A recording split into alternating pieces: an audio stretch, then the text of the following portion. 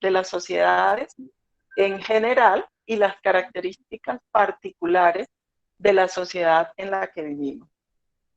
Sigue, Juan. Y en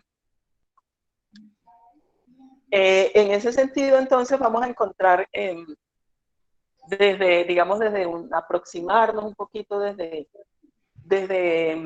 la bibliografía para comprender cómo somos los sujetos hoy en el mundo, quiénes somos hoy en el mundo, porque de pronto ni siquiera nos hemos cuestionado un poquito acerca de eso.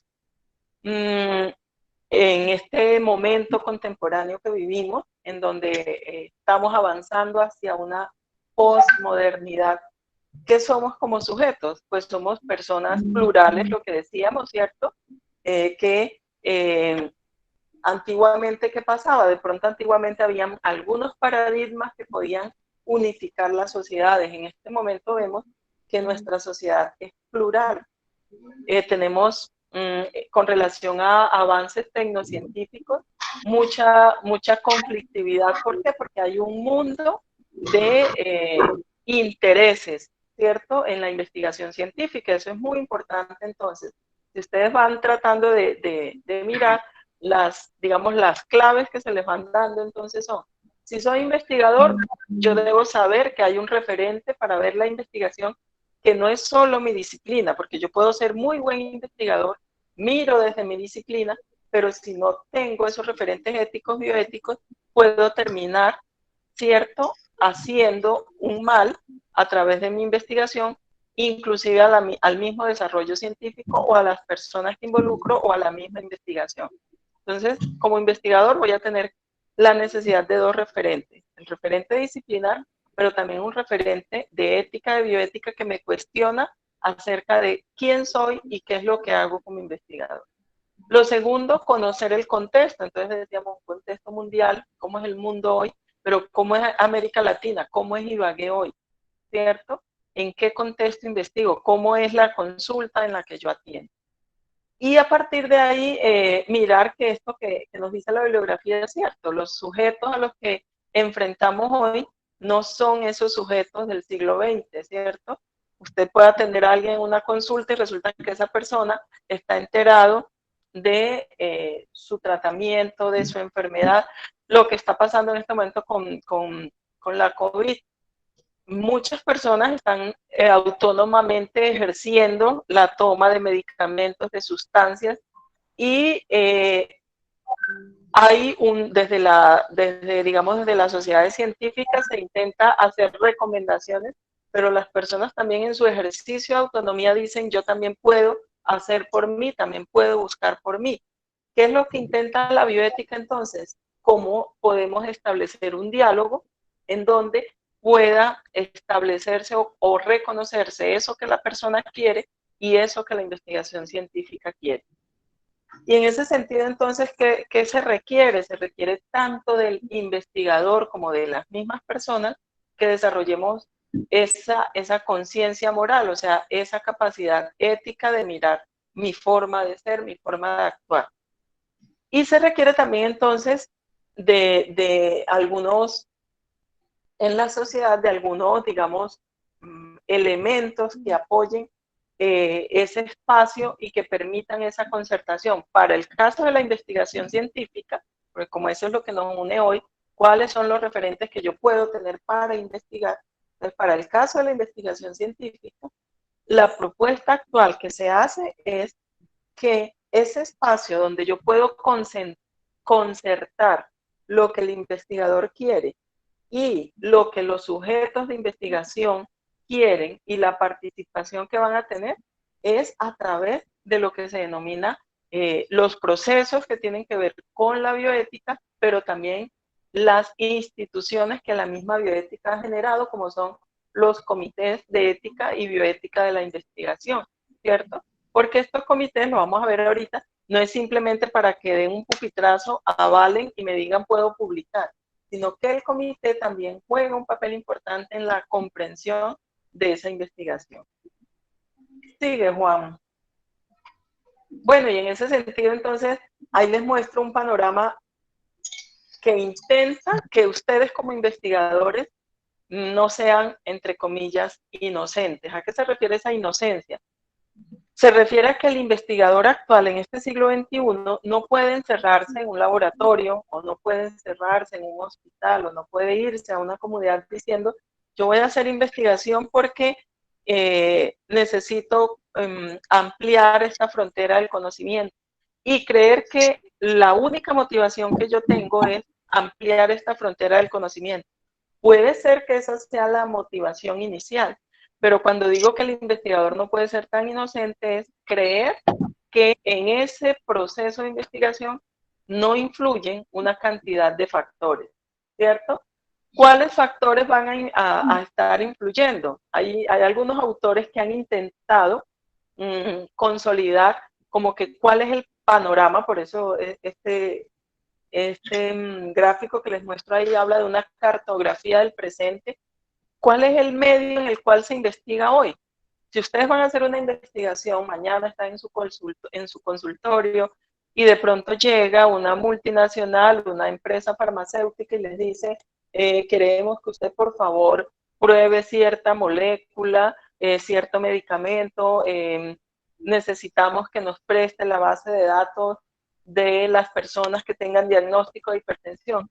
No puedo ser tan inocente de pensar simplemente, ah, sí, yo se la presto y ya, no pasa nada. No, como investigador yo debo saber que la investigación está permeada por cada una de esas categorías que aparecen en esa diapositiva. ¿A qué se refiere? Pues el primero que está ahí en negro y en mayúscula es el biovalor. Toda investigación científica hoy genera un biovalor, o sea, un valor económico sobre un concepto que es la misma vida, ¿sí? Cuando yo voy, o simplemente el hecho de que usted como médico pase, por ejemplo, una base de datos, primero está cometiendo un delito, ¿cierto? Porque en Colombia tenemos una ley de protección de datos personales. Y segundo, si yo estoy pasando esos datos significan a nivel económico un valor. Ustedes lo ven hasta con los mismos datos de ustedes en las redes sociales, ¿cierto? Que ha hecho Facebook muchas veces o que ha hecho cualquier red social con toda esa base de datos y esos perfiles que va tipificando. Pues estos perfiles se convierten en esto, en un biovalor. Hay un valor acerca de preferencias, de diagnósticos de enfermedades. ¿Por qué? Porque, por ejemplo, si yo tengo tantas personas con ciertas características y cierta enfermedad, eh, esa investigación que genero a partir de ahí, si es en el campo de los medicamentos, eso necesariamente va a generar ingresos económicos, ¿cierto? Entonces, el investigador no puede ser tan, vuelvo y digo, entre comillas, inocente, de creer que su investigación hoy solo está permeada por el deseo del conocer. Es cierto que como investigadores eso nos mueve, querer investigar, querer conocer, pero también debemos comprender que las dinámicas actuales de la sociedad hacen que la investigación esté atravesada por todas estas categorías. O sea, hay un valor económico ahí. ¿Qué es lo que yo debo hacer como investigador? Debo saber en dónde queda ese biovalor, cuál es el espacio que ese biovalor tiene dentro de la investigación.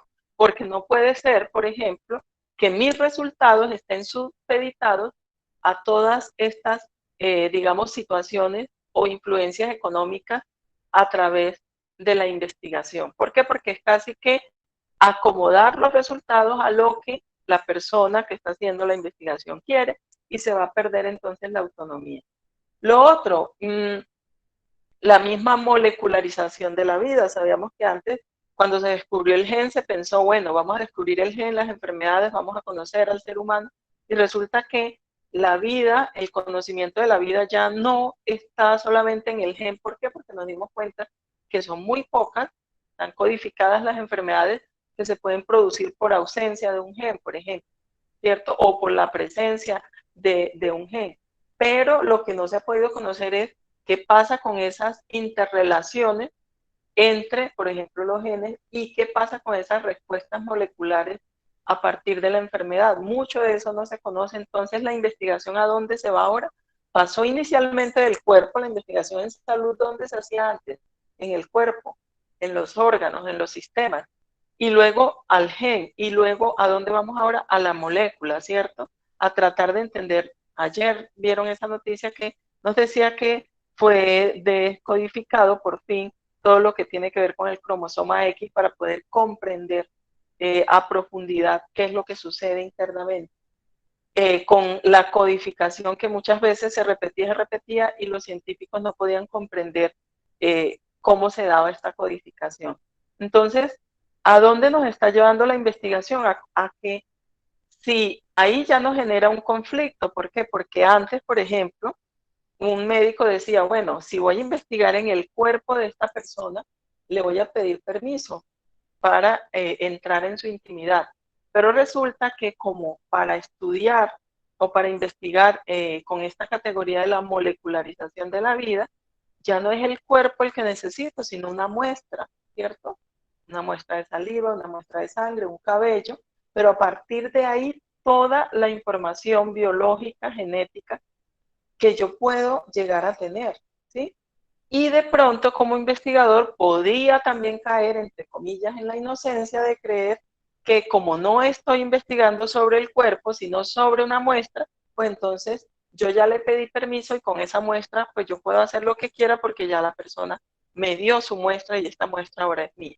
Eso lo vamos a ver ahorita. Entonces, a eso se refiere cómo la investigación ha ido rodándose, digamos, de ese campo que fue el cuerpo humano,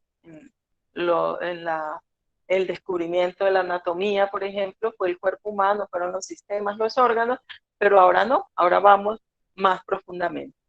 Voy a ir más rápido para que no se me duerman. Lo otro es todo el conocimiento somático que se desarrolla a partir de ahí, ese conocimiento especializado, ¿cierto?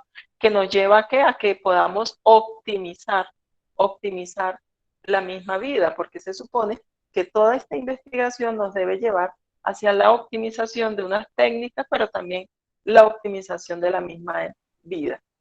Y aparecen entonces unos cuestionamientos. ¿Cuál es la responsabilidad que yo tengo sobre esa investigación? ¿Cómo ese valor, que es la misma bioeconomía, puede estar atravesando mi investigación? Y cómo el investigador debe estar llamado dentro de toda esta cartografía a cuestionarse y a mantenerse en torno a la evidencia científica y a la verdad, a ser fiel a la verdad, ¿sí?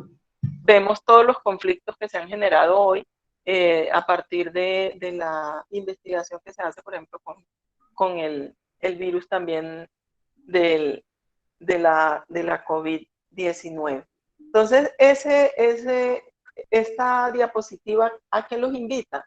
A que como investigadores no crean que cuando investigan simplemente yo estoy haciendo solamente, este es mi tema de investigación, no. Hay una cantidad de situaciones y de categorías externas, sociales, que influyen en esa investigación. ¿Seguimos? Y en ese sentido, siempre me gusta recordarles esta parte. Como investigadores y especialmente si son investigadores médicos, ¿cuál es la herramienta acerca de la cual el médico debe valerse para responder a la pregunta que siempre se hará? ¿La investigación que voy a hacer es una investigación ética? Pues el primer elemento que una investigación médica debe cumplir para que sea una investigación ética es que debe corresponderse, ¿cierto?, con esa evidencia y con la verdad que hay en ese desarrollo de la medicina. Y el médico tiene una herramienta, y los mismos profesionales de la salud tenemos una herramienta, si se trabaja en el área clínica, por ejemplo, para establecer el juicio clínico, que se constituye también en un juicio ético. Si llevamos ese juicio clínico a la investigación, diríamos que todo investigador tiene que hacer sobre su investigación un juicio ético. ¿Cómo hago eso? Personalmente, digamos, adapto algunos elementos del juicio clínico de Paul Ricoeur, que nos dice que una investigación se comprende como ética, ¿cierto? Desde la hermenéutica, desde esa comprensión de la investigación es ética, cuando es acorde al contexto, lo que decíamos al principio.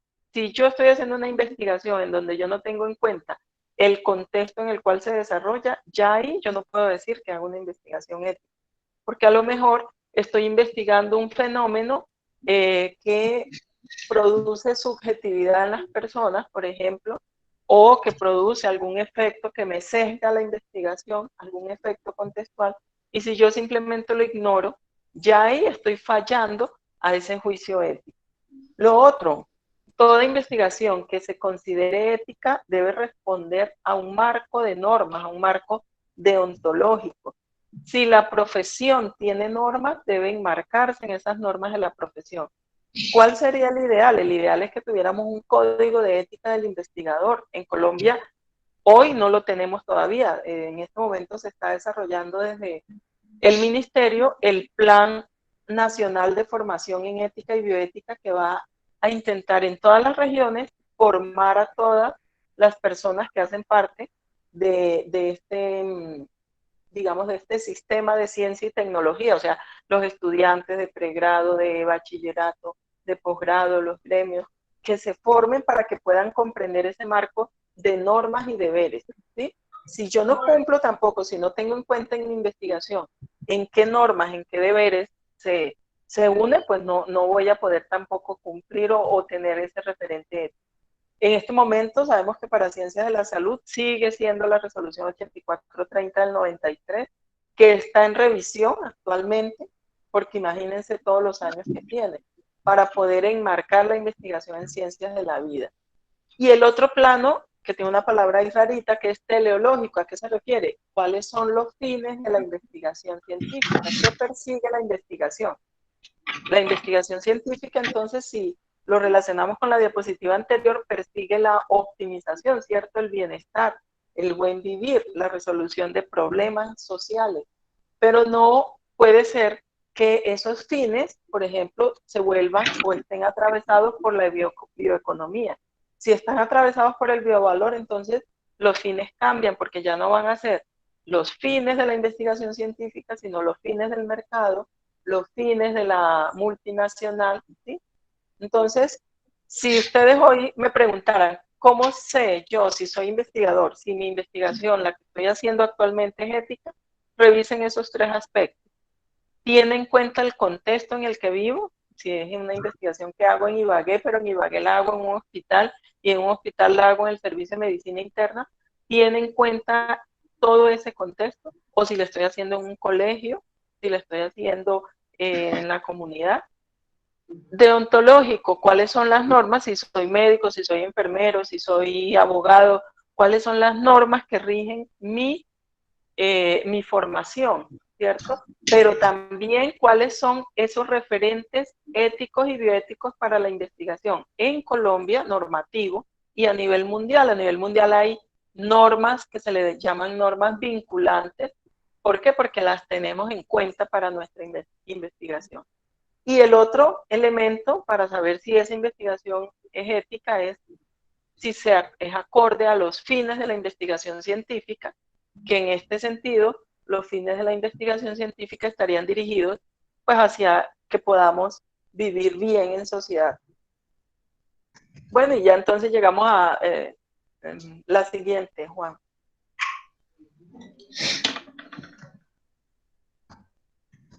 Entonces, preguntémonos en las ciencias de la vida qué se investiga hoy, ¿cierto?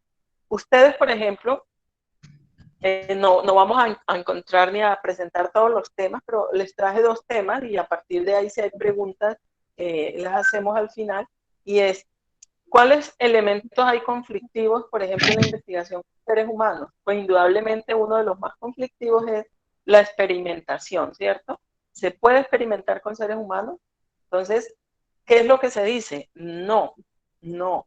En tanto esa investigación no tenga un marco ético. ¿Hay investigación con seres humanos? Sí, claro, un fármaco llega a una etapa en que se experimenta con seres humanos, pero previo al cumplimiento de una serie de pasos. Pero yo no puedo experimentar de pronto en aquellos temas que tienen una moratoria. ¿Qué tema tiene una moratoria para investigar en este momento? Por ejemplo, la clonación, ¿cierto? Hay una moratoria en torno que no se deben clonar seres humanos. ¿Por qué una moratoria?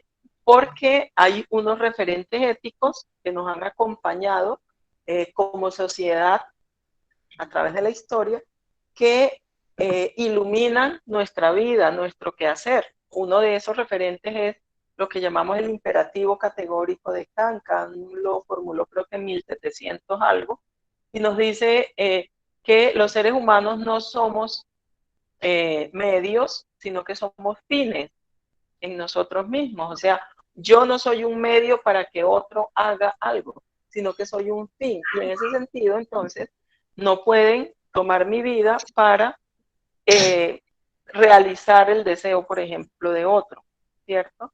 O esos principios que ustedes conocen también de la bioética, que me hablan, por ejemplo, de la integridad. La integridad me habla de que los seres humanos somos íntegros biológica y genéticamente, tenemos una identidad y somos uno. No pueden haber tres aquí al lado mío igualitos a mí, porque entonces se pierden esas características inherentes a lo que hemos sido como sociedad. En la experimentación con seres humanos, por ejemplo, un tema que es conflictivo hoy, la investigación con células madre, ¿cierto? Y que tiene que ver, por ejemplo, con la investigación que se está haciendo acerca de las vacunas de COVID. Si revisamos los observatorios de bioética a nivel internacional, encontramos que uno de los cuestionamientos que hay en este momento es acerca de el uso de células madre. ¿Para qué se utilizan las células madre? Entonces se pueden utilizar para producir inclusive órganos, ¿cierto? Para producir tejidos, para poder a futuro se pensaría que se pudiera suplir toda la necesidad de órganos. Pero frente a qué nos encontramos, a de dónde vienen esas células madre. Entonces vamos a encontrar células madres que vienen de tejido embrionario. ¿Y de dónde vienen esos embriones? Viene entonces la pregunta. Y es ahí donde aparece el conflicto ético, porque resulta que muchos embriones, mucho tejido embrionario viene a través de embriones que se han fertilizado pero que no han sido usados para la fecundación y que han sido donados para la investigación por una parte. Y surge un cuestionamiento. Los padres de esos embriones leyeron el consentimiento informado y saben que si le implantaron uno o dos o tres embriones, los embriones que estaban ahí, que antes les llamaban restantes, pero que es un término peyorativo, esos embriones supernumerarios, entonces han sido vendidos, han sido cedidos. ¿En qué sentido se han cedido? Y el otro, que algunos dicen eso es cuento, pero si también hacemos un seguimiento a través de los observatorios de bioética, el mismo observatorio de la Universidad de Valencia o el observatorio de la misma Universidad Sorbona, por ejemplo, vamos a encontrar que están estas discusiones ahí presentes. Acerca de que muchas de estas células madre embrionarias son obtenidas de fetos abortados. El problema está en dos situaciones. La primera, estos fetos abortados, cuando la madre aborta, firma el consentimiento informado, ha leído y sabe que ese feto abortado va a ser usado con fines de investigación. La entidad que hace esta práctica, esto lo estoy hablando en el contexto español, no estoy diciendo que en Colombia se esté dando, ¿no? Habría que preguntarnos si en Colombia tenemos bancos de células madre embrionarias a partir de donde se toman estas células, cuál es el origen. ¿Y por qué es conflictivo? ¿Sí? ¿Por qué resulta ser conflictivo? Pues simplemente por una situación, porque si me ubico en ese imperativo categórico, entonces, si el ser humano no tiene, no es un medio, sino un fin en sí mismo, si yo cambio el imperativo y digo, no, no importa, el ser humano también puede ser un medio, entonces podría encontrarme que el día de mañana muchas mujeres se dediquen a procrear, abortar, para vender estos embriones, por ejemplo, a la experimentación. Si yo le pongo o atravieso el biovalor ahí, ¿sí ven? Y atravieso la economía. Les decía que se relaciona con la investigación en COVID porque algunas empresas, hay una línea, si uno hace el seguimiento a las empresas de vacunas, ustedes van a poder encontrar cuales están haciendo su vacuna a partir de células embrionarias, de células madre embrionarias, ¿cierto? Y ya ahí entonces han empezado algunos grupos, como decíamos que nuestra sociedad es pluralista, ya hay algunos grupos sociales, por ejemplo, que en Europa dicen que no se van a dejar colocar esa vacuna de ese tipo, ¿sí? Entonces sí ven todos los conflictos que aparecen. Y apareció hace creo que más o menos 7 años, lo que se denominan las células pluripotenciales, ¿cierto? Que son células madre, pero que han sido modificadas genéticamente en laboratorio para que se comporten como una célula madre embrionaria. Entonces decíamos, con las IPS o las células pluripotenciales que han sido manipuladas genéticamente, bueno, se resuelve esta situación del origen de la célula.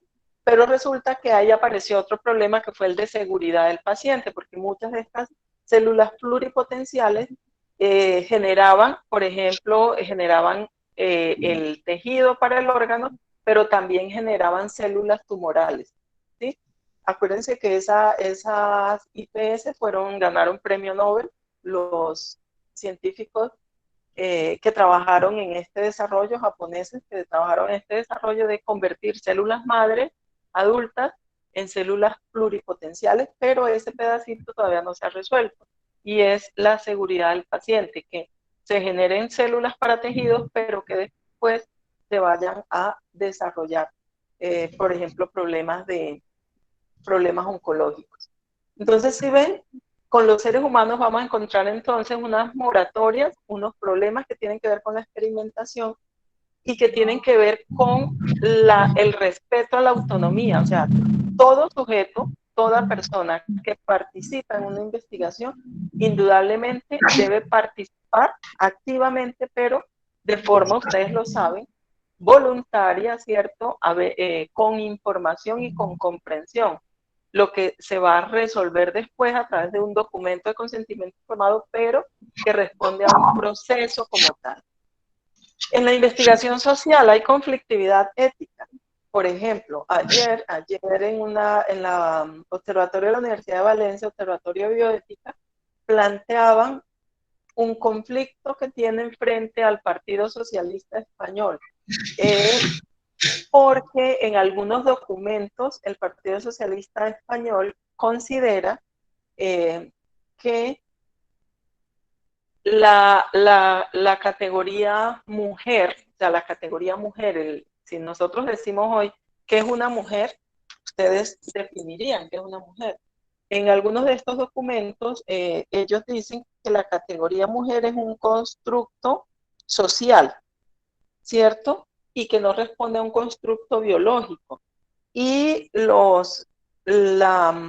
digamos, la crítica desde la ética que hace el observatorio se refiere a qué?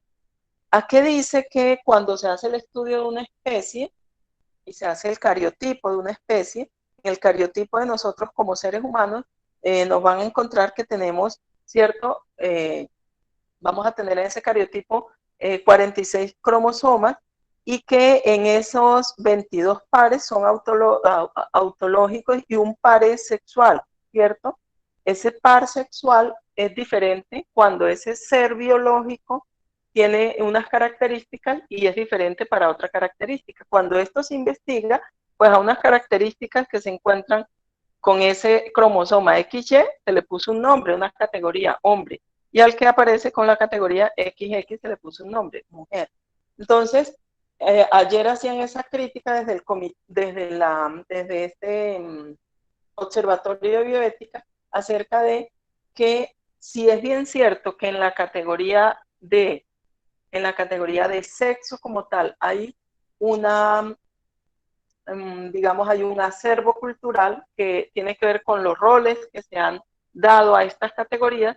También hay una categoría biológica y una categoría genética que tiene un nombre y que lo ha tenido históricamente y que nos diferencia. Entonces ya ahí aparece una conflictividad. El artículo ayer creo que se llamaba borrar la categoría mujer, era algo así. Entonces miren cómo empieza también en las ciencias sociales a aparecer. Entonces, ¿cómo se resuelven esos casos? Un elemento es la evidencia científica, porque si somos investigadores, un elemento al que debemos recurrir es a la evidencia científica para que no recurramos a lo que dicen los medios de comunicación, a lo que dicen las noticias, sino a lo que dice la evidencia. Y el otro elemento, ¿dónde investigamos las ciencias de la vida? Con las muestras biológicas es el otro gran problema, ¿cierto? ¿Quién tiene derecho a esa muestra biológica? ¿Quién es el dueño? ¿Soy yo que la dono? ¿Es el laboratorio? ¿Cómo la obtiene? ¿La pueden usar después para otros estudios? Porque una muestra, acuérdense que una muestra tipifica lo que tiene que ver con ese ser humano, genética y biológicamente, e inclusive con su grupo familiar. Y cuando son grupos que pertenecen a comunidades particulares, puede también darme características de esa comunidad. En una comunidad afrodescendiente, por ejemplo, podría encontrar similitudes genéticas y biológicas, o los estudios que se hacen con comunidades indígenas. Podría encontrar a lo mejor unas características que me van a dar una singularidad, una identidad genética de ellos. Entonces, ven cómo estas muestras biológicas, el investigador no simplemente puede creer que es una cosa cualquiera, no es una cosa.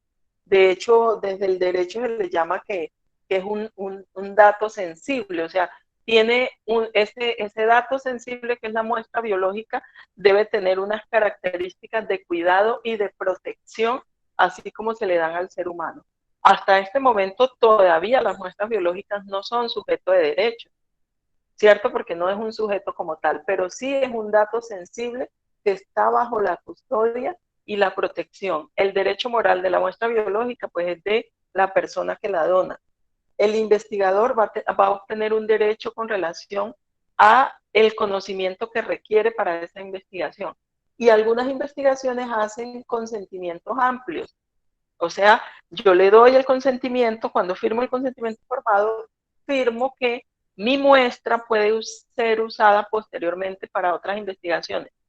¿Puedo hacerlo? Sí. ¿Es lícito? Sí. Pero se le debe informar a la persona. No debe ser que mi muestra, me tomaron una muestra para estudiar la calvicie en las mujeres, resulta que después terminaron estudiando mi muestra para mirar el cáncer en el cuero cabelludo o otra cosa. ¿Por qué? Porque se ha presentado, ya hemos aprendido de otras situaciones, en Holanda, por ejemplo, muchas muestras que tomó el mismo gobierno fueron vendidas y usadas posteriormente para, por ejemplo, facilitar trabajos o hacer perfiles de las personas o vender inclusive seguros de vida. Personas que les negaban los seguros no sabían por qué, y era porque había una tipificación que se había filtrado de ellos, de que a futuro iban a sufrir enfermedades cardiovasculares o crónicas. Y el otro punto, que son los tres elementos, no se vayan a dormir, el otro elemento importante es acerca de la investigación con animales. En esa investigación con animales hay al menos tres corrientes, los que dicen no investiguemos más con animales, una corriente intermedia que dice investiguemos con animales, pero tengamos unos elementos marcos, y otros que dicen sigamos investigando y no pongamos tanto problema, que son muy laxos. ¿Qué es lo que la bioética recomienda? Pues la bioética de por sí ya es una vía intermedia y recomienda que algunos autores han avanzado a mostrarnos que los animales son animales como nosotros, que somos también animales humanos. Ellos, como animales no humanos, tienen también unas condiciones para su vida, unas condiciones específicas, ¿cierto? Y Marta Nussbaum nos habla de lo que ella llama la justicia interespecie. O sea que nosotros, que somos los que somos racionales, tenemos la responsabilidad ética de ayudar a esa especie no humana, que son los animales, a que tengan unas condiciones de dignidad. O sea, ese concepto que antes solo era para los seres humanos, que era la dignidad, Marta Nussbaum y otros autores lo han ampliado, ella específicamente con este concepto de la justicia interespecie. ¿A qué se refiere esa justicia interespecie? ¿Cómo sé yo si le estoy dando un trato ético a un animal? Cuando reconozco cuál es la especie con la que estoy trabajando, cómo es la forma en que esa especie vive, e intento garantizarle esas condiciones relacionadas con la vida que esa especie requiere. A eso se refiere esa dignidad. Y esa justicia interespecie establece, digamos, unos niveles, algunos no están de acuerdo, pero sí establece que estos animales, como seres sintientes además, hay algunos que han desarrollado más esa capacidad de sentir frente a otros, los vertebrados frente a los invertebrados, por ejemplo, ¿cierto? Y casi que establecen esta categorización, sin que eso sea humanizar a los animales. ¿Es necesaria la investigación con animales? Yo personalmente pienso que sí. ¿Por qué? Porque sabemos que en los estudios de medicamentos, los que más pueden darnos seguridad para después tener la certeza de que no hacemos daño con el medicamento es que se puedan hacer pruebas. Hay algunas que deben obviarse, sí, por ejemplo, el testeo en los ojos de los conejos para probar los cosméticos, ¿cierto? Es algo que podría usarse de otra forma. Y el otro elemento que siempre nos recuerdan en la investigación con animales es lo que se llama el principio de las 3 R. No sé si alguna vez lo han escuchado. Su autor también con R. Russell, en 1960, nos decía que cuando se hace investigación con animal, usted como investigador debe tener la responsabilidad de refinar. ¿A qué se refiere refinar? A que usted tiene que tener el mejor protocolo, la mejor técnica, o sea, debe indagar aquella técnica que produzca menos dolor a la especie con la que va a trabajar, ¿cierto? Y que esa técnica sea la que dé mejores resultados. Reemplazar, ese reemplazar ¿a qué se refiere? A que en lo posible, por ejemplo, yo pueda usar, en vez de usar animales vertebrados, de pronto pueda hacer la misma investigación en invertebrados. ¿Por qué? Por lo mismo que decíamos acerca de la capacidad de sentir, ¿cierto? Y la misma, podríamos decirlo así, la misma valoración que tiene frente al ser humano. Y el otro elemento es reemplazar, ¿cierto? Refinar, reemplazar y reducir. Reemplazar, decíamos que en lo posible cambiar de una a otra, de una especie a otra, o usar en vez de modelos animales como tal, modelos bioinformáticos o cultivos de animales. Si yo puedo hacer un cultivo de piel o un cultivo de un animal que ya falleció y guardarlo en laboratorio para estudios, podría hacerlo ahí en un biobanco. Y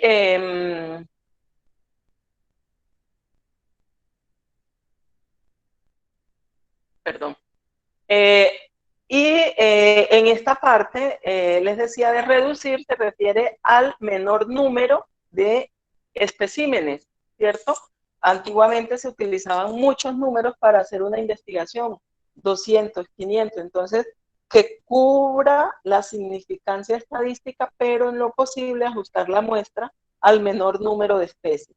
Lo otro que también es importante es de dónde obtengo esa especie animal. No es que voy a hacer una investigación con ratas y me voy por ahí a cazarlas, no. Porque si soy un investigador científico, ¿qué es lo ético? Lo ético es que no hayan sesgos en mi investigación. Para que no hayan sesgos, yo debo garantizar, por ejemplo, que ese animal de experimentación todos estén en las mismas condiciones. Y las condiciones, ¿quién las da? Las da un bioterio.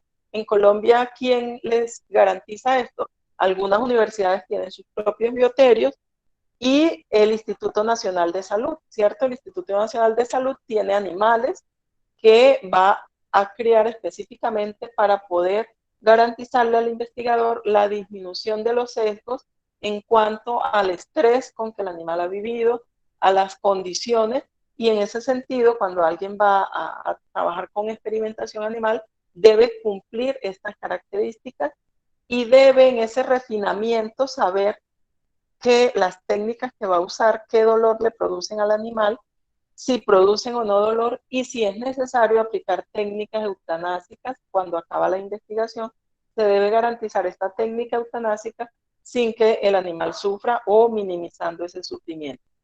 Ese es como el panorama de la investigación en ciencias de la vida y hay otras áreas que también tienen que ver con ciencias de la vida y son, de pronto ustedes no se dedican a ellas, pero para que sepan que existe, la investigación con diversidad animal, Se investiga también no solo con animales de laboratorio, sino con animales de cría, con animales de colecta.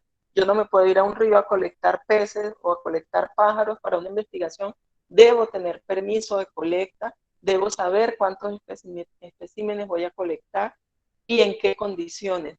La diversidad vegetal, antiguamente íbamos al Amazonas, recogía un poco de flores, frutos, muestras vegetales y las viajaba por todo el mundo. En este momento no, porque sabemos que también ese patrimonio genético vegetal pertenece a las naciones, a las regiones, muchas veces a las comunidades. Entonces debe también cumplirse en esa parte contextual con los permisos. Y la investigación con extracción y ambiente, ¿cierto? Que tiene que ver con toda esta parte en donde hay todavía mucho más vinculado ese elemento que dijimos al principio de biovalor, porque la extracción pues genera un cambio económico. Y bueno, cuando investigamos con seres humanos tenemos un panorama la siguiente, Juan. Un panorama que históricamente, la siguiente, por favor. Un panorama que históricamente nos ha mostrado qué se ha hecho con los seres humanos, ¿sí? Lo volveríamos a hacer.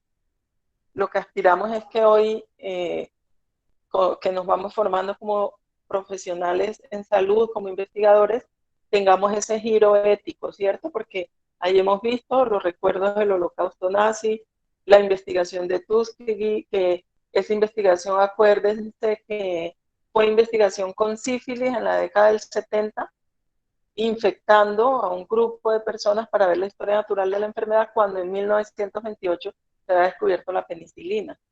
Y lo que puede estar pasando con la investigación hoy, ¿cierto? Con la pandemia por la enfermedad de coronavirus.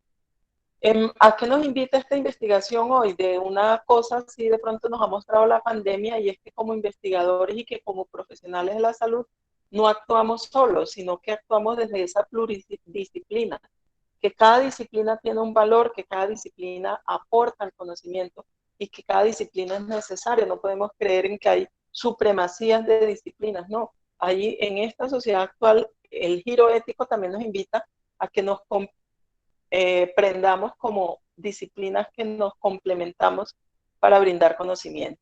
La siguiente. Entonces, si resolvemos la pregunta a la que ustedes me invitaron, y es cómo hago para... Ahorita miro las preguntas del chat, pero si miramos cómo hacemos para hacer ese giro ético, bueno, cómo cambiamos el chip, ¿cierto? ¿Cómo hacemos esa investigación?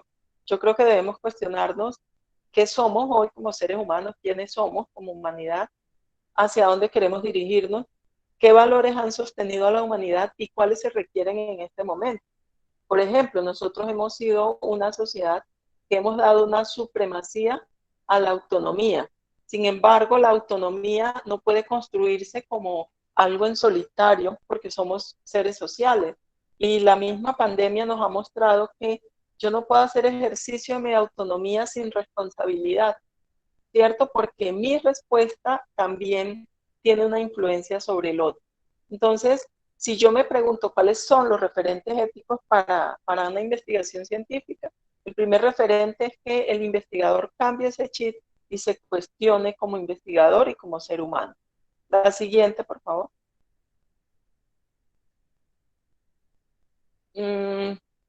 Les decía que un elemento importante que rescatamos en este momento para que podamos los investigadores tener respaldo es que cuando hacemos investigación, ojalá en los sitios donde hacemos investigación, intentemos conformar comités de ética y bioética. ¿Por qué? Porque no es lo mismo resolver algo yo solo, desde mi sola percepción, a hacerlo en un grupo pluridisciplinario y pluralista, donde otros pueden hablar, inclusive los sujetos de investigación, ¿cierto? Estos comités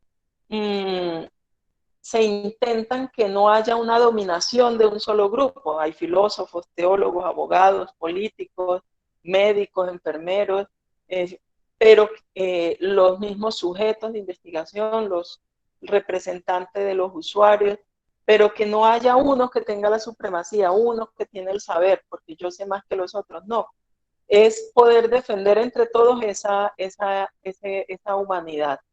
La siguiente, y lo otro es que esos comités de ética no son simplemente para aprobar, sino para poder de verdad garantizar que esa investigación se dé en los mejores términos éticos posibles. Bueno, y la pregunta del millón, que es la que le queda a ustedes, a cada uno, para que se cuestione, es cómo lograr la integridad científica del investigador. ¿Cómo hacemos que cada investigador, cada profesional que hace investigación, sea íntegro? ¿Por qué? Porque una cosa es cuando yo investigo, pero ¿qué hago yo con los datos? ¿Cierto? De pronto, si estoy investigando solo en un laboratorio, me invento los datos, cambio un reactivo, pongo esto que no me dio en la investigación social, de pronto me invento estos datos o le cambio tal cosita para acomodarla mejor. Entonces, esa pregunta indudablemente solo la puede responder cada investigador. Y en esa búsqueda de la integridad científica, ¿a dónde nos dirigimos? Por un lado, pues a que como investigadores desarrollemos esa virtud en la investigación científica. Ya Victoria Kant nos habla de la ética de las virtudes, que es una ética aristotélica, pero que en este mundo moderno nos está diciendo que los que trabajamos en ciencias de la vida necesitamos de ciertas virtudes. De hecho, ella dice que no todas las personas podrían ser aptas para trabajar con ciencias de la vida. Sin embargo, nosotros, por ejemplo, solamente en la universidad pedimos el ICFES para entrar a una carrera biología, enfermería, medicina, ingeniería, que tenga que ver con aspectos tan importantes como las mismas ciencias de la vida. Y solo pedimos las capacidades técnico-científicas y se nos olvidan las capacidades humanas. ¿Qué características humanas debe tener un investigador? Al menos deberíamos decir que actuara desde ese principio básico del primum non nocere, ¿cierto? Primero no hacer daño. Lo otro que es importante es la misma moralidad del investigador. Entonces no puede ser ético un investigador que no se mira a sí mismo, que no mira su investigación, que no mira su actuar, su quehacer, y que se cuestiona y que si se equivocó, porque pues somos humanos, intenta buscar la mejora. Mirar indudablemente las éticas deontológicas. Yo no me puedo salir y pasarme, como se dice por ahí, pasarme por la faja el código de ética de mi profesión, porque digo, eso son normas, eso se cumple por allá, pero acá no. No, las éticas deontológicas son un marco de actuación. Y ese marco de actuación, si yo hago parte de esa profesión, no es que quiero o no quiero aplicarlo, sino que es mi responsabilidad. Lo otro que también es importante es que frente a esa integridad científica del investigador, entonces, ¿qué aparece? Pues la mala conducta científica, ¿cierto? Autores que pueden hacer plagio, que inventan los datos, que tienen mal colegaje, los problemas con la autoría, de pronto yo me coloco como autor principal, pero resulta que yo fui el que menos trabajé, pero como yo soy la profesora, yo digo, yo tengo que ir de primera. Y de hecho, un acuerdo ético es hasta el mismo orden en cómo aparecen los autores en una investigación. ¿Por qué? Porque pues indudablemente ahora también hay un biovalor. Si a mí como investigador me citan más, mejora mi hoja de vida, mejora mi CVLAT, mejora el goodwill que tengo como investigador, y eso me va a generar pues seguramente una mejor valoración en mi currículum y de pronto mejoras en mi salario. Entonces, si ven, esos datos que a veces creemos que no significan nada, en esta investigación actual, que sí está atravesada por la bioeconomía, por el biovalor, sí influyen y tiene repercusión. Los problemas de propiedad intelectual, entonces, ha pasado en la universidad estudiantes que de pronto van y durante sus prácticas hacen investigación, toman fotos, publican y nunca le dijeron a los pacientes, yo tomé sus datos, yo tomé su foto, usted me da permiso, ¿sí ve? O se inventan una cantidad de datos y no se sabe de dónde los saca. Entonces, esos referentes que me invitan a mí, a veces pensamos que los únicos referentes son los principios éticos. Los principios éticos son un referente, ¿cierto? Pero no son todos. No son todos ni son los únicos, ¿sí? La ética principialista es un referente, pero hay otros referentes que son también las mismas teorías éticas, la misma racionalidad ética. La siguiente, para ya pasar a las preguntas. Bueno, y en la actualidad decíamos que un referente grande que nos ha servido a través de mantenernos como seres humanos ha sido el imperativo ético de Kant, ¿cierto? El ser humano es un fin en sí mismo y no un medio. Pues hay un autor que es Jonas, es un filósofo alemán, que ha tomado el imperativo de Kant y lo ha adecuado al mundo de hoy. Y él nos dice, porque acuérdense que Kant en el imperativo categórico nos decía también, actúa de tal forma que tu modo de actuar se pueda convertir en una ley universal. O sea, nos invita a actuar éticamente siempre. Jonas nos dice que el ser humano en este momento actual requiere actuar de tal modo que los efectos de su acción sean compatibles con la permanencia de una vida humana auténtica. O, si expresamos el imperativo en modo negativo, no pongas en peligro la continuidad indefinida de la humanidad en la Tierra. ¿Para qué nos sirven estos referentes éticos como ese imperativo categórico tecnocientífico que se le llama al imperativo de Kant se le llama el imperativo categórico ético, ¿cierto? Y al de Jonas, el imperativo categórico científico. Pues está sirviendo para iluminar la investigación científica que se hace en el mundo, para que el mundo hoy, cuando nos dicen que hay toda una teoría de conspiración acerca de esta pandemia, lo que le está diciendo a los gobiernos del mundo es, oiga, mire, no ponga en peligro la continuidad indefinida de la humanidad en la Tierra, porque no tenemos todavía un planeta alterno, ni siquiera aquel que quiera destruir la humanidad para decir es que destruyo aquí y me voy a hacer rancho aparte allá. Entonces la invitación es a que el investigador que es ético va a actuar de forma tal que pueda garantizar no solo para él, sino para las futuras generaciones una permanencia con una vida humana auténtica. ¿Qué diríamos? ¿Y eso qué es? Pues una vida humana auténtica, pensemos cada uno acerca de si arrancamos de necesidades básicas satisfechas hasta la búsqueda de un ideal más alto, que es la misma búsqueda de la felicidad. La siguiente. Y la invitación es a que nosotros como sujetos éticos, ¿cierto? Generalmente nos quedamos muchas veces en cuestionarnos como que yo para qué estoy, yo qué fines tengo, o sea, siempre vamos definiendo en torno al yo.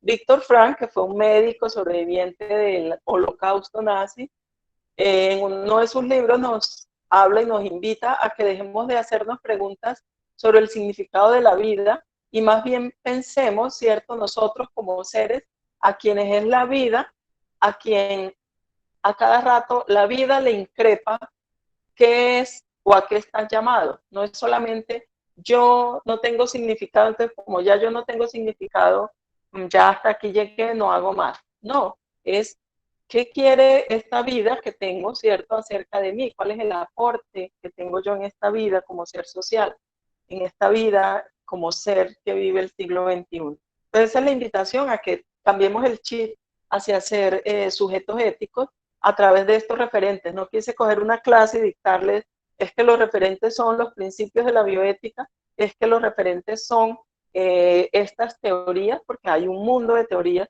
No, la invitación es a que sepamos actuar en contexto, actuar en un marco, ¿cierto? De ontológico, reflexivo, que pueda yo tener una racionalidad ética para comprender mi actuar y actuar mirando cuáles son los fines de la investigación científica hoy.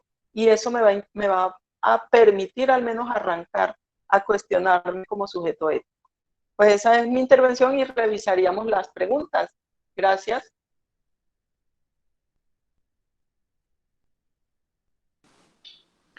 Muchas gracias, profe Madeleine. Hay tres preguntas aquí en el chat. La primera es de la señora Ruth Noemí. Dice, si se desea medir metales pesados en la placenta después del parto, ¿se pediría autorización a las madres?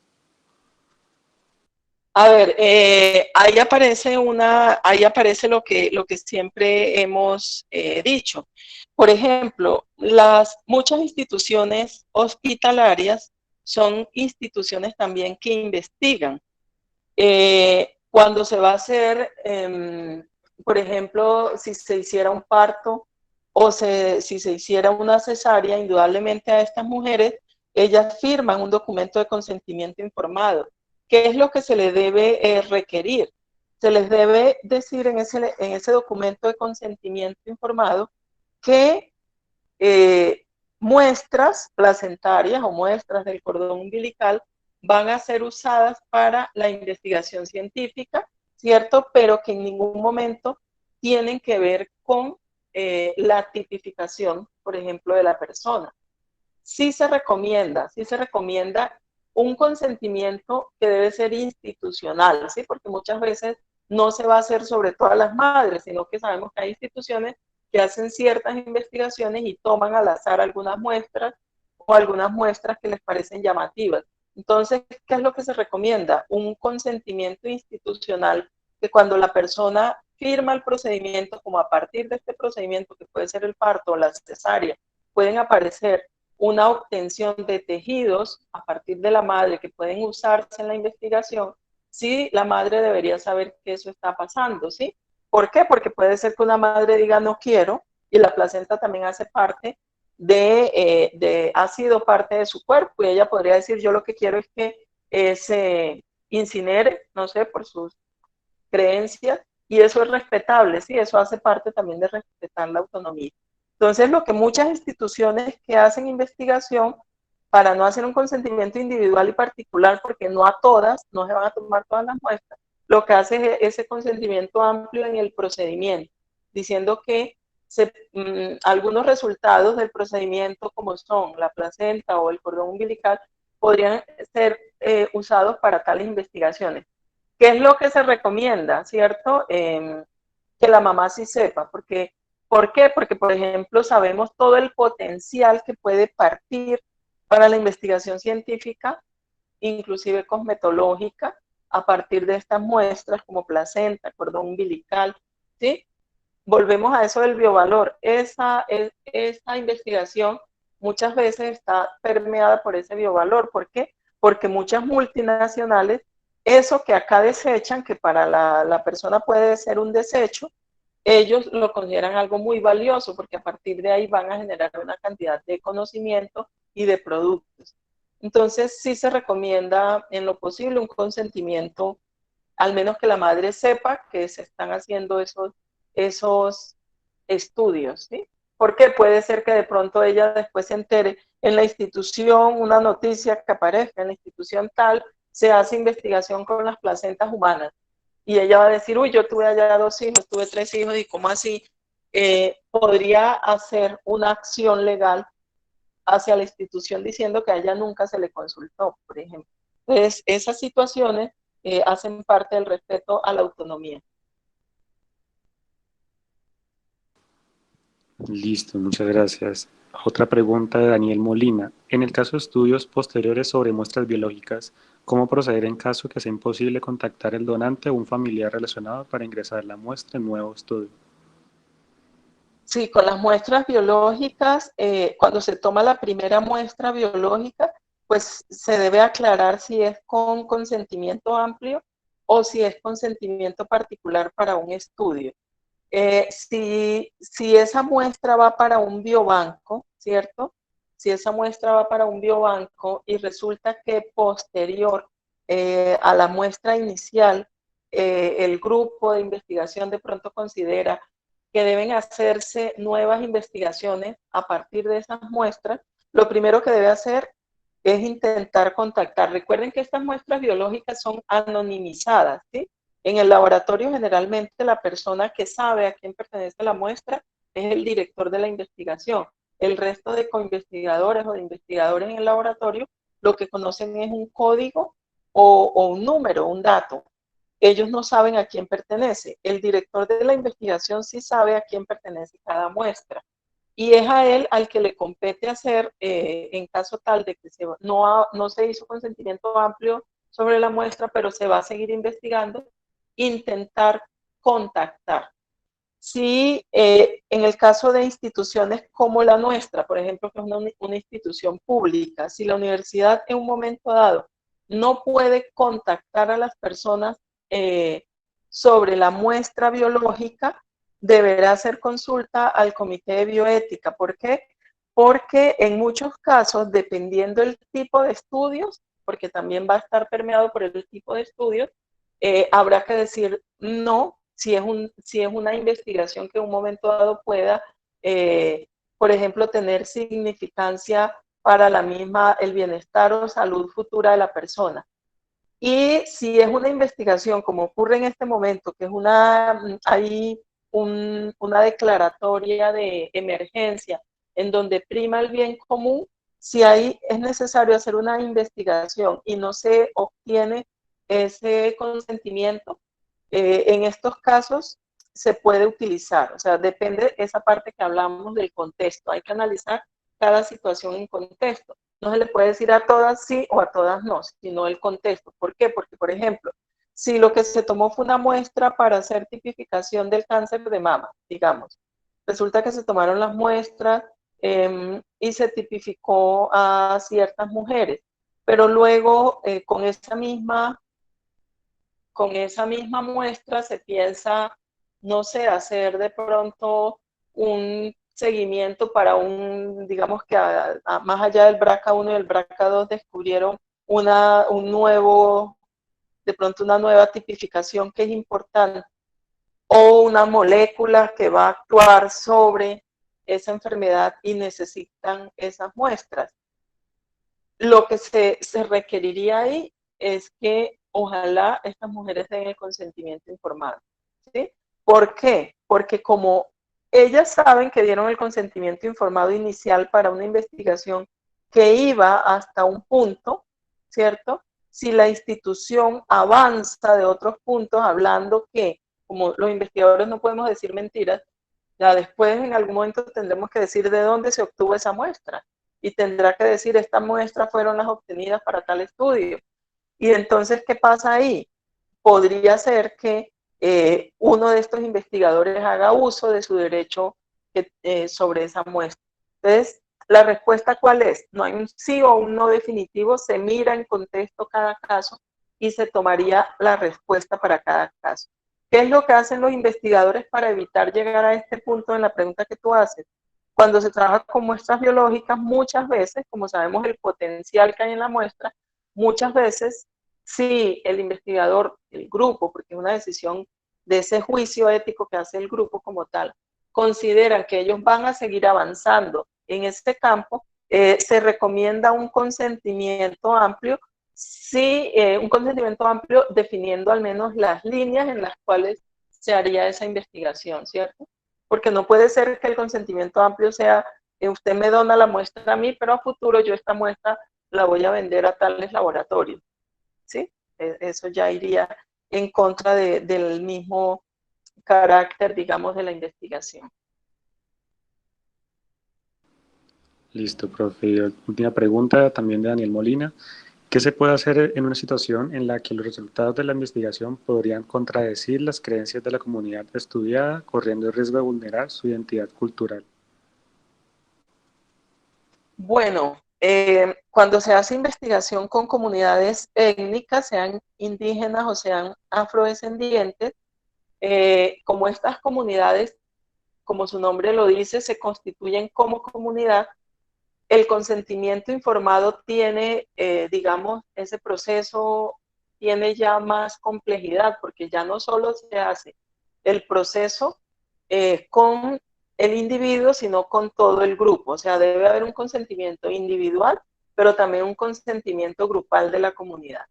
Si los resultados, por ejemplo, en un momento dado atentan contra los valores culturales o de pronto ellos consideran que son descendientes de tal línea evolutiva, de pronto de una raza y resulta que encuentran genéticamente que no, y esto afecta su dignidad, su esencia como ser. ¿Cómo se debe gestionar esta parte? Lo que se recomienda es que como ellos, hay un compromiso del investigador, es socializar los resultados. Al socializar estos resultados, lo que se recomienda es que en primera instancia, acuérdense que los investigadores, al igual que los profesionales de la salud, debemos también muchas veces saber hacer una mediación de la información. No quiere decir que usted va a mentir, sino que usted debe dar gradualmente la información para garantizar la comprensión y no causar daño, porque si yo voy a dar la información para causar daño, lo que yo estoy ya en contra de un principio bioético, que es el no causar daño, ¿cierto? Voy a actuar de forma maleficente. Entonces, ¿qué se recomienda? Involucrar a los líderes en primera instancia. O sea, esa información que en un momento dado pueda ser sensible, yo la debo hacer inicialmente con los líderes. De pronto ellos, por ejemplo, digamos algo así, no sé mucho de esa parte, pero digamos que se hace una investigación con los aruacos y los aruacos se consideran una raza única. Y resulta que cuando le hacen la tipificación a los cogis, genéticamente encontramos que los cogis y los aruacos son iguales genéticamente y biológicamente. O sea que eso que ellos decían que eran únicos, como tal, no lo son. Y resulta que, como generalmente los mamos, los líderes, son los que están al frente de la investigación, seguramente van a decir qué salió. ¿Cómo tendré yo que darle esta información sin que cause cuestionamiento? Pues indudablemente a partir de un ejercicio hermenéutico, o sea, un ejercicio de comprensión, mostrarles que esa identidad genética, esa identidad biológica, de pronto no es única porque hay otros seres muy parecidos a ellos, pero que sí, su parte cultural, su acervo como tal, no va a tener, digamos, ese cambio. Pero si la pregunta va en torno a si se debe informar, sí se debe informar, pero se debe informar a partir de formas que no le generen conflicto o daño a la misma comunidad. Y esto generalmente se hace a través de los miembros líderes de ellos como comunidad, ¿cierto? Dando la información y preparando a estas personas para recibir la información de tal modo que no se vean afectados. Por ejemplo, de pronto que se hiciera un estudio sobre las mujeres de una comunidad y se encontrara que hay una gran predisposición genética a tener gemelos y resulta que ellos muchas veces consideran en algunas comunidades que tener gemelos como una maldición porque son dos iguales y hay que salir de uno y dejar solo al otro. Y resulta que en la investigación me aparece que en las próximas generaciones muchas mujeres que no tienen hijos van a ser madres de gemelos, ¿cierto? ¿Cómo hago yo para cambiar el clip ahí? Lo que ha pasado con las mismas comunidades en Vera, en Colombia, o lo que pasó en Sudáfrica. ¿Cómo cambio el chip cuando esa creencia hace daño? La clitoridectomía, por ejemplo, hace daño a la comunidad. Esos cambios no se logran de un momento a otro, pero se canalizan, la información el investigador la canaliza a través de los líderes, de un ejercicio de sensibilización con los líderes, de comprensión con los líderes, y luego son los mismos líderes los que deciden cuál es la información que se comparte con la comunidad, porque mi responsabilidad es que el líder, que es el que representa a esa comunidad, sepa el resultado, ¿cierto? Pero si en un momento dado, autónomamente, la comunidad, sus líderes, consideran que la información ellos la van a guardar como un secreto y no se la van a dar a la población, y yo veo que eso no genera un daño a la salud pública, pues hasta ahí llegó mi intervención como investigador. Entendido, profe. Otra pregunta de Daniel Molina. ¿Es recomendable en el caso de ese consentimiento amplio formularlo a nivel de programa de investigación o de línea de investigación y así las muestras puedan ser aplicados a diferentes proyectos que avancen en la misma dirección? Sí, en el consentimiento amplio muchas veces se trabaja como programas o líneas. Como les digo, ¿qué es lo que el investigador debe garantizar? Hay muchos investigadores que no están de acuerdo con los consentimientos amplios porque dicen que son muy laxos. ¿Qué es lo que el investigador, a qué debe ser fiel? A que inclusive desde el primer proyecto hasta el último, él va a tener unos referentes bioéticos que tienen que ver con la dignidad, la anonimización, el respeto por la protección de los datos, el respeto por la autonomía, ¿sí? O sea que, por ejemplo, yo debo garantizar que desde la primera investigación hasta la última los datos nunca serán vendidos. Yo podré hacer otras investigaciones, pero no serán vendidos con fines comerciales. Entonces, eso ya es una premisa de la cual yo no me voy a salir. O no serán identificados a partir de sus muestras las personas. Esa es una premisa que yo debo mantener, ¿sí? Entonces, lo que hace el grupo es para todo el programa y las líneas, define esos referentes y esas premisas, recordando que siempre las va a tener ahí presentes, no que se vuelvan una costumbre o simplemente llenar ahí por llenar, sino que realmente las haga visible y las haga respetables. Listo, profe. Excelente reflexión. Parece que no hay otra pregunta. Entonces, sin más, pues damos finalizado por la charla, no sin antes agradecerle por este espacio que ha sido de mucho provecho para nosotros, nos ha dado un panorama más amplio acerca de este tema tan importante en cualquier tipo de investigación en el área de la salud. Muchas Bueno, gracias. gracias a ustedes y que podamos cambiar ese chip a convertirnos en esos sujetos éticos. Chao, chao, Así gracias. será. Buena tarde. Muchas gracias a todos.